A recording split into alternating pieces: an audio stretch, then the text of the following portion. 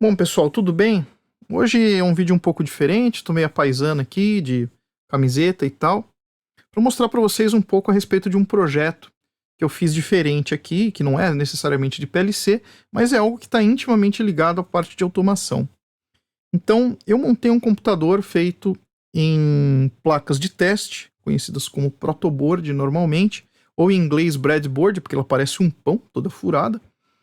E ela tem uma série de contatos em formato de matriz. Para quem é dos mais antigos aí, lembra da eletrônica total, eles tratavam essas placas como matriz de contatos. E o objetivo foi fazer uma montagem de alguma coisa que fosse simples de ser montada, sem eu precisar fazer uma... Por enquanto, né? Talvez futuramente eu faça uma placa de circuito impresso e mostrar como que funciona um processador. Tá? O processador ele é o coração. Quem usa microcontrolador ou mesmo um CLP, tá? O processador ele acaba sendo o coração e a origem de onde veio o microcontrolador. É utilizado dentro dos PLCs. Inclusive, esse processador que eu vou mostrar aqui para vocês foi usado muito num PLC no passado aí, tá? E é mais para aprender como ele funciona. Muitas pessoas acham que assim, não entendem como que funciona um PLC, o que é a questão da memória, como que funciona o processador. Então o meu objetivo com isso é justamente fazer alguns vídeos mostrando como que funciona um processador, e isso acho que vai ser bem bacana, tá? Então vamos dar uma olhada aqui, o que eu fiz, eu vou explicar para vocês como é que é essa placa aqui. Bom, então aqui a gente tem propriamente o processador, que é quem executa o que fosse como se fosse uma receita. Então quando você tem um PLC lá e você tem as instruções, né, o processador ele simplesmente executa aquelas instruções, ou seja, tem um cálculo, ele faz o cálculo. Tem uma entrada que precisa ser checada e precisa fazer uma lógica, é ele que vai fazer isso, tá certo? Fora isso, fora o processador, a segunda parte mais importante de todo o circuito está justamente aqui, que é a memória. Aqui eu tenho 3 memórias. Essa é uma memória, ela é um pouco mais antiga, e até eu coloquei meio nostálgico aqui, mas é para mostrar para vocês algumas coisas interessantes, que é uma memória EEPROM. Uma memória EEPROM. Essa memória EEPROM, só a dizer, depois eu vou falar um pouco mais a respeito dela. Ela é uma memória que a gente utiliza um equipamento especial para gravar, que é um gravador de EEPROM. Tá? Vamos ver se eu pego um aqui. Ou seja, a gente tem que sacar ela do circuito, né? Então aqui a gente tem um gravador de EEPROM, ok? Na verdade isso é um multigravador, grava EEPROM, grava várias coisas. E depois a gente instala lá no circuito. Então antigamente até, né, em alguns equipamentos, alguns PLCs mais antigos, existia lá um slot para você colocar EEPROM, você gravava ela fora e depois encaixava no circuito. E ela tem essa janelinha aqui porque para apagar você precisa deixar embaixo de uma fonte de luz ultravioleta. Existia um apagador de EEPROM, que é como se fosse uma caixinha com uma lâmpada ultravioleta. Você deixava lá, depende de cada memória, depende inclusive da idade da memória, se a memória é muito antiga, né? 15, 20, 30 minutos, 1 hora, até que apagasse todos os dados. O objetivo é que realmente você não apagasse os dados, só apagasse, se necessário, numa situação muito esporádica. Então, esses tipos de memória eram utilizados nessa situação.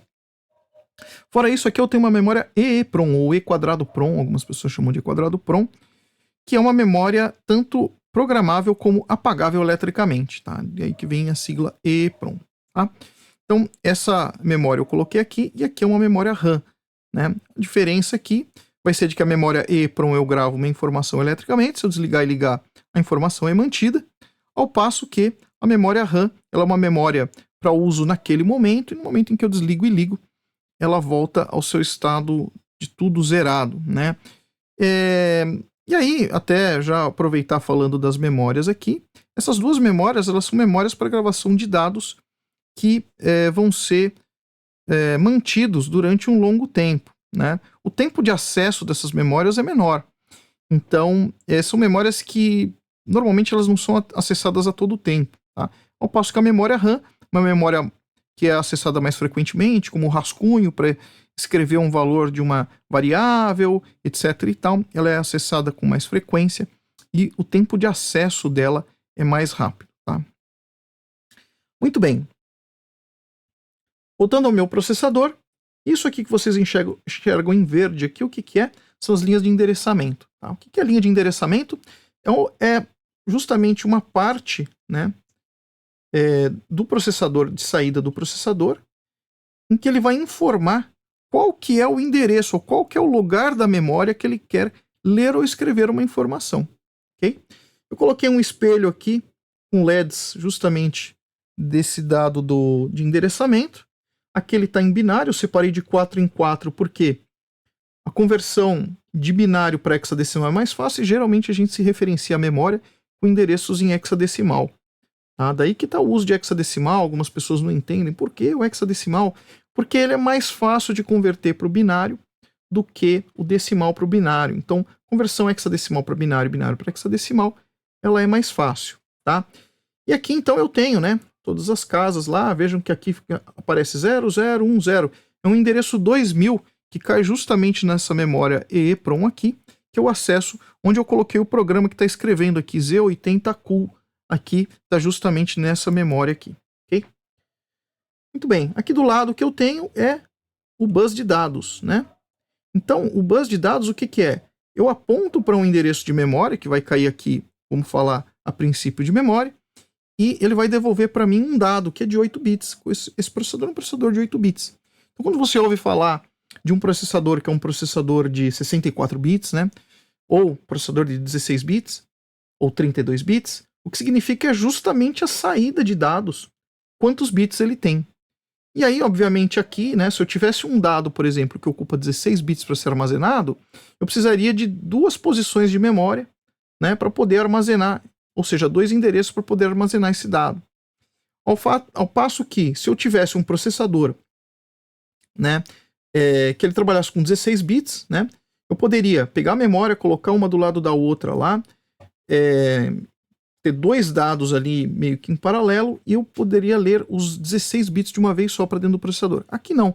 Eu tenho que ler 8 bits e depois mais 8 bits para poder processar o dado. Então acaba sendo, de certa forma, mais lento. E por isso que os processadores que são de 32, de 64 bits, acabam sendo mais rápidos porque eles processam em paralelo mais informações, diferente de um de 8 bits. Tá?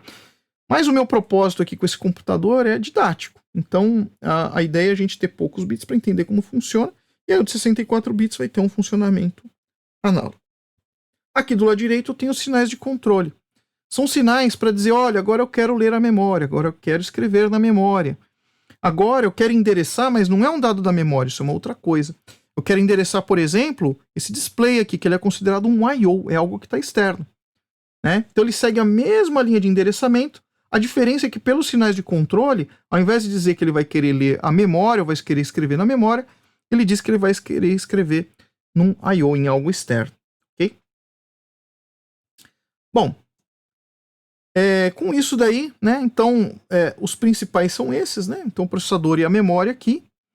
Tem mais algumas coisas aqui. Uma das coisas é, o processador ele vai funcionando em passos. Ele faz o primeiro passo, depois faz o segundo, depois faz o terceiro. E quem determina esses passos, como um metrônomo no caso da música, né, é o clock.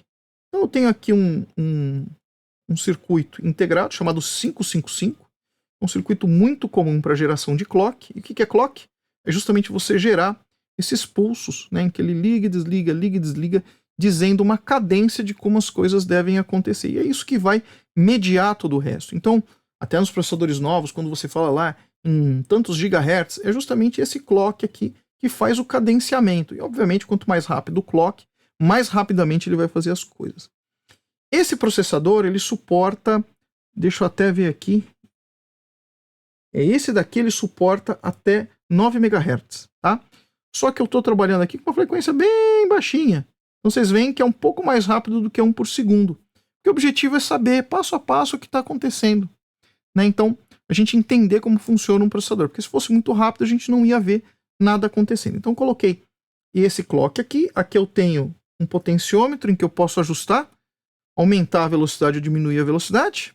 Aqui eu deixei um clock de 1 MHz que futuramente eu vou fazer. Estou com alguns problemas ainda aqui que eu estou tentando resolver.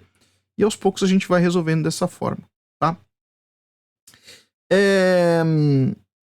E aí, aqui na parte de baixo eu tenho o quê?